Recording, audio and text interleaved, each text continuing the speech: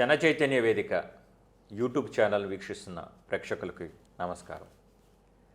పచ్చని చెట్లు ప్రగతికి మెట్లు, మొక్కలు నాటండి, పర్యావరణాన్ని పరిరక్షించండి అంటూ పుస్తకాల్లో పత్రికల్లో మనం స్లోగన్స్ చూస్తూనే ఉన్నాం. అలాంటిది ఈ మొక్కలు నాటే క్రమంలో ఒక మొక్కపై ఇటీవల వివాదం నోట్ చేసుకున్న సంగతి మీ అందరికీ విదితమే. ఆ మొక్క మరేదో కాదు, కోనోకార్పస్. అసలు ఏంటి ఈ వివాదం సబబేనా అనే అంశాలను మనతో చర్చించేందుకున్నారు డాక్టర్ కె బయ్యప్రెడ్డి గారు. ముందుగా వారిని స్వాగతిద్దాం. నమస్కారం బయ్యప్రెడ్డి గారు. ముందుగా మీరు ఈ అంశం గురించి మాతో చర్చించేందుకు వచ్చినందుకు గాను ధన్యవాదాలు సార్. ముందుగా సార్, అసలు ఈ కోనోకార్పస్ మొక్కపై నెలకొన్న వివాదం ఏమిటి? జస్ట్ చాలామందికి దీని పట్ల అవగాహన లేదు సార్. అదేదో మొక్కలను కొట్టేయమంటున్నారని భావిస్తున్నారు. అసలు ఈ వివాదం గురించి ముందు క్లుప్తంగా మా వీక్షకుల కోసం తెలియజేయగలరు సార్? కోనోకార్పస్ వివాదంలో మొట్టమొదటిగా చెప్తుంది అది విదేశీ మొక్క. విదేశీ మొక్క అంటే మనం ప్రతి దేశంలో కూడా అనేక రకాల విదేశీ మొక్కలను పెంచుతున్నాము. మన దేశంలో ఇప్పుడు పెంచుకునే టొమాటో కానీ పొటాటో కానీ బంగాళాదుంపలే కాకుండా మొక్కజొన్న, తర్వాత కాఫీ, టీ, ఇప్పుడు కొత్తగా పెంచుతున్న డ్రాగన్ ఫ్రూట్, ఇవన్నీ కూడా విదేశాల నుంచి వచ్చినవి. స్వదేశాల నుంచి మన మామిడి చెట్టు లేకపోతే వరి ధాన్యం తప్ప మిగతావన్నీ కూడా చాలా వరకు విదేశాల నుంచి వచ్చినవి. విదేశాల నుంచి తెచ్చుకోకుండా ఏ దేశంలో కూడా సొంతంగా వాళ్ళ దేశం మీద ఆధారపడి ఏ దేశం లేదు. విదేశాల నుంచి రావటం తప్పు కాదు. విదేశీ మొక్కలు మన దేశంలో చాలా ఉన్నాయి. ఓకే, అసలు ముందుగా విదేశీ మొక్కనే దీన్ని వ్యతిరేకిస్తున్నారు సార్. ఇటీవల మనం చూస్తే సాక్షాత్తు ఓ స్పీకర్ గారు ఒక స్టేట్మెంట్ ఇచ్చారు. ఏంటి, ఈ కోనోకార్పస్ అనే మొక్క ఆక్సిజన్ పీల్చుకొని కార్బన్ డైఆక్సైడ్ని విడుదల చేస్తుందని. అసలుకి అందరికీ తెలిసింది ఏంటంటే మొక్కలు జనరల్గా కార్బన్ డైఆక్సైడ్ పీల్చుకొని ఆక్సిజన్ విడుదల చేస్తుంది అంటారు కదా. దీనికి కాంట్రరీగా వారి స్టేట్మెంట్ ఉంది. దీనికి అసలు ఏమైనా శాస్త్రీయపరమైన ఆధారాలు ఉన్నాయా? కేవలం విదేశీ మొక్కనే దీన్ని విభేదిస్తున్నారా, లేదా ఈ వాదనని మీరు ఏ విధంగా సమర్థిస్తారు సార్? సో ఇంతకంటే అజ్ఞానమైన స్టేట్మెంటు ఏమీ ఉండదేమోనండి. నిజంగా ఏ స్టూడెంట్నైనా అడిగినా కూడా చెప్తారు, సూర్యరశ్మి కాదు వెలుతురు ఉన్నప్పుడు ఏ మొక్క అయినా కూడా కార్బన్ డైఆక్సైడ్ని తీసుకొని ఆక్సిజన్ను వదులుతుంది. వెలుతురు లేకపోతే చీకట్లో ప్రతి మొక్క కూడా కొంత ఆక్సిజన్ను తీసుకొని ఆక్సిజన్ వదులుతుంది. అందుకనే ప్రాచీన కాలంలో కూడా పూర్వంలో ఇప్పటికి కూడా పల్లెటూరుల్లో కూడా రాత్రిపూట చెట్టు కింద నిద్రపోవద్దని చెప్తారు. ఎందుకంటే రాత్రిపూట ప్రతి చెట్టు కూడా కొంత ఆక్సిజన్ను వాడుకొని కార్బన్ డైఆక్సైడ్ రిలీజ్ చేస్తుంది. వెలుతురు ఉన్నప్పుడు మాత్రం ప్రతి చెట్టు ఆక్సిజన్ వదులుతుంది, కార్బన్ డైఆక్సైడ్ తీసుకుంటుంది. అక్కడ ఎవరు చెప్పినా కూడా అది తప్పు సార్. ఇప్పుడు ప్రస్తుతం వర్షాలలేమి కావచ్చు, లేదంటే పడిన వర్షం భూమిలోకి ఇంకిపోకుండా ఈ సిమెంట్ రోడ్ల వల్ల కావచ్చు, కాంక్రీట్ జంగిల్లో గ్రౌండ్ వాటర్ గణనీయంగా తగ్గుతూ వస్తున్న దీంట్లో ఒక పర్యావరణానికి సంబంధించిన కొందరు లేవనెత్తుతున్న ఇంకొక సందేహం ఏంటంటే, ఈ కోనోకార్పస్ మొక్క గణనీయంగా భూగర్భ జలాలని పీల్చుకుంటుంది, తద్వారా భూగర్భ జలాలు తగ్గుతూ వస్తున్నాయి అని దానివల్ల కూడా దీన్ని వ్యతిరేకిస్తున్నారు. ఈ వాదన సబబేనా సార్? మీరు ఇక్కడ గమనించాల్సిన రెండు విషయాలు ఉన్నాయండి. ఒకటి ఏంటంటే, ఆ చెట్ల వేర్ల నుంచి బిల్డింగులకు డ్యామేజ్ జరుగుతుంది, కాంపౌండ్ వాల్ పడిపోతాయి అని ఒక వాదన. అదే దాంట్లో రెండోది ఏమంటున్నారంటే భూగర్భ జలాలు అడుగంటిపోతాయి అని చెప్పి రెండోది చెప్తున్నారు. దీంట్లో మనం ఒక్క శాస్త్రీయంగా ఆలోచిస్తే వేర్లు లోతుగా కనుక భూమి లోపలికి లోతుగా వెళ్తే భూగర్భ జలాలను తీసుకుంటాయి. అప్పుడు గోడలకు కానీ కాంపౌండ్ వాల్స్, కేబుల్స్కు లేకపోతే పైప్ లైన్స్కు డ్యామేజ్ ఉండదు. పైప్ లైన్స్ ఇవి డ్యామేజ్ అవ్వాలంటే వేర్లు ప్రక్కకు స్ప్రెడ్ అవ్వాలి, భూమికి సమాంతరంగా పెరగాలి. అప్పుడు వేర్లు బిల్డింగులు, కాంపౌండ్ వాల్స్ లేకపోతే పైప్ లైన్స్ దెబ్బతింటాయి. మరి రెండు ఒక మొక్క నుంచి రెండు ఎట్లా జరుగుతున్నాయి అంటే లోతుగా వెళ్తుందా లేకపోతే ప్రక్కగా వెళ్తుందా? ఇది ఎవరైనా పరిశోధనలు చేశారంటే దాంట్లో భూగర్భ జలాలను వాడుకుంటుంది అనే దాంట్లో ప్రతి చెట్టు కూడా భూగర్భ జలాలను వాడుకుంటుంది.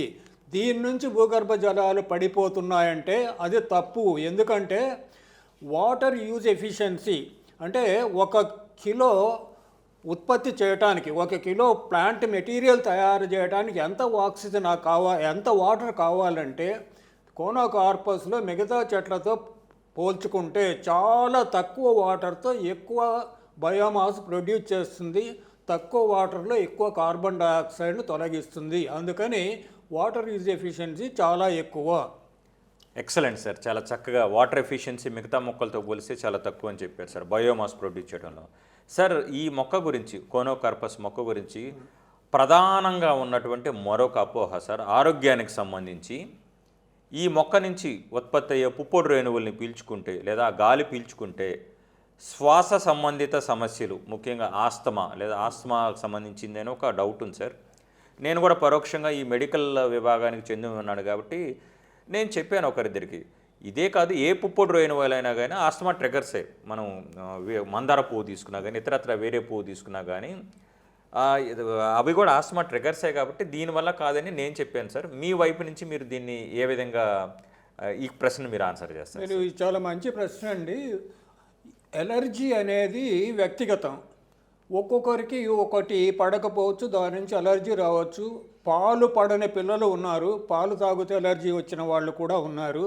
బొప్పాయి కాయకు ఎలర్జీ వచ్చే వాళ్ళు ఉన్నారు. ఎలర్జీ అనేది వ్యక్తిగతం. కోనోకార్పస్ నుంచి లేదా ఇంకో వేరే దేని నుంచి అయినా ఎలర్జీ పెరుగుతుంది, ఆస్తమా వస్తుందంటే దానికి పరిశోధనలు జరగాలి. అంటే కోనోకార్పస్ విపరీతంగా పూలు వచ్చినప్పుడు, పుప్పొడి రిలీజ్ చేసినప్పుడు దాంట్లో గాలిలో పుప్పొడి శాతం ఎంత ఉంది, ఆ పుప్పొడి శాతం పెరిగినప్పుడు శ్వాసకోశ సంబంధమైన వ్యాధులు లేకపోతే ఆస్తమా ఎక్కడైనా పెరిగిందా అనే ఆధారాలు ఉన్నాయా అంటే ఎక్కడ కూడా ప్రపంచంలో ఎక్కడ లేవు. ఒకసారి ఇరాన్లో మాత్రం తుఫాను వచ్చిన తర్వాత 15,000 మందికి హాస్పిటల్కి వెళ్ళారు. అప్పుడంతా ఈ కోనోకార్పస్ నుంచి ప్రచారం జరిగింది. దాని మీద పరిశోధనలు జరిగిన తర్వాత అది కోనోకార్పస్ నుంచి కాదు, పరిశ్రమల నుంచి వచ్చే కాలుష్యం నుంచి జరిగిందని చెప్పి శాస్త్రపరంగా నిర్ధారణ అయింది. ఎవరికి కూడా కోనోకార్పస్ నుంచి ఆస్తమా వచ్చినట్టుగా, అంటే ఒక ఎపిసోడ్ లాగా ఎక్కువ మందికి మన కరోనా వచ్చినట్టుగా ఇది పుష్పించే టైంలో ఆస్తమా రావటం అనేది ప్రపంచంలో ఎక్కడా జరిగినట్టు ఆధారాలు లేవు. మేము కోర్టు కూడా నివేదించింది ఏంటంటే దీంట్లో అలాంటి పరిశోధనలు మన దేశంలో జరిపి దీని పుప్పొడి విపరీతంగా గాలిలో ఉన్నప్పుడు ఆస్తమా ఎక్కడైనా వచ్చిందా లేదా మీరు ఎక్స్పర్ట్స్ కమిటీని అపాయింట్ చేసి నిర్ధారించమని చెప్పి మేము కోర్టును కోరటం జరిగింది. ఇంతవరకు ఆ పరిశోధనలు మన దేశంలో కూడా జరగలేదు. ఆ పరిశోధన జరిగి నిజంగా దాని నుంచి ఆత్మ వస్తుంది, ఆరోగ్యానికి హానికరం అంటే అప్పుడు తప్పనిసరిగా దాన్ని తీసేయాల్సింది వస్తుంది. తీసేయక్కర్లా, ఫ్లవర్స్ రాకుండా ఆ టైంలో ప్రూన్ చేసి సరిపోతుంది. చక్కగా చెప్పారు సార్. ఇప్పుడు మీరు చెప్పారు సార్, పర్యావరణ ప్రేమికులు, ప్రకృతి ప్రేమికులు అందరూ కలిసి మన జనచైతన్య వేదిక రాష్ట్ర అధ్యక్షులు వల్లంరెడ్డి లక్ష్మణ్ రెడ్డి గారు కూడా కోర్టుని ఆశ్రయించడం జరిగింది ఈ మొక్కల్ని కొట్టిపారవేద్దని. సరే, ప్రస్తుతానికి ఆ అంశాన్ని మనం ప్రత్యేకంగా వేరే చోట చర్చిద్దాం. ప్రస్తుతానికి ఆ అంశాన్ని పక్కన పెడితే ఈ కోనోకార్పస్ మొక్క పట్ల నెలకొన్న అపోహల వల్ల కావచ్చు, అనుమానాల వల్ల కావచ్చు, ఆందోళన వల్ల కావచ్చు, భయాల వల్ల కావచ్చు ప్రజలు కొట్టిపారేస్తున్నారు. లేదా కొన్ని చోట్ల మున్సిపాలిటీలో అక్కడ లోకల్ అథారిటీస్ ఇచ్చిన గైడ్లైన్స్ ప్రకారం కొట్టివేసిన సంఘటనలు కూడా మనం చూసాం సార్. ఇలా ఇబ్బడి మొబ్బడిగా ఇష్టారీతిన ఈ కోనోకార్పస్ మొక్కల్ని కొట్టిపారేస్తే పర్యావరణ సమతుల్యత ఏమైనా దెబ్బతినే ప్రమాదం ఉందని భావిస్తున్నారు. ఎందుకంటే ప్రపంచంలో ఉన్న వేరే దేశాలతో పోలిస్తే మన దగ్గర ఉన్న చెట్లు పాపులేషన్ ప్రాసెస్ ఈ పర్సంటేజ్ చాలా తక్కువ అని నేను అన్నా సార్. ఉన్నదే తక్కువ, ఇందులో ఇవి కొట్టేసుకుంటూ పోతే పర్యావరణ అసమతుల్యత వచ్చే అవకాశం ఉందని మీరు భావిస్తున్నారా సార్? ఇందులో ముఖ్యంగా గమనించాల్సింది ఏంటంటే మనం ప్యారిస్ కన్వెన్షన్ ప్రకారం గవర్నమెంట్ ఆఫ్ ఇండియా ఒక కమిట్మెంట్ ఇచ్చింది. 2030 నాటికి కార్బన్ ఉత్పత్తి అంటే కార్బన్ డయాక్సైడ్ను 30% తగ్గిస్తాము. 2070కి వచ్చేటప్పటికి కార్బన్ న్యూట్రలైజేషన్ అంటే 2023-24లో ఎంత కార్బన్ ఉత్పత్తి జరిగిందో అంతకు మించకుండా జీరో కార్బన్ అంటే నెట్ జీరో కార్బన్కు మేము వెళ్తాము 2070 నాటికి అని చెప్పి మన ప్రభుత్వం కమిట్ అయింది. ఆ కమిట్మెంట్ ప్రకారం చేయకపోతే మన దేశంలో ఏ ఉత్పత్తి కూడా వేరే దేశానికి ఎక్స్పోర్ట్ చేయడానికి అమ్మకానికి లేదు. కానీ ఇదే టైంలో మన కార్బన్ డయాక్సైడ్ ఉత్పత్తి 70% పెరిగే ఛాన్స్ ఉంది. 70% ఎందుకు పెరుగుతుందంటే మన జనాభా పెరుగుతుంది, మనం వాడుకునే ఇంధనం పెరుగుతుంది, దాని నుంచి 70% దాకా పెరిగే ఛాన్స్ ఉంది. కానీ మనం నెట్ జీరో కార్బన్కి వెళ్ళాలంటే విపరీతంగా అడవులను చెట్లను పెంచాల్సిన అవసరం ఉంది. అలాంటి అవసరం ఉన్నప్పుడు ఉన్న చెట్లను తీసేయటం అంత అజ్ఞానం మూర్ఖత్వం ఏమీ లేదు అని చెప్పడానికి మాత్రం సందేహం లేదు. నేను నిర్దోషిని అంటూ మనుషులే కాదు మొక్కలు కూడా నిరూపించుకోవాల్సిన పరిస్థితి నేడు సార్.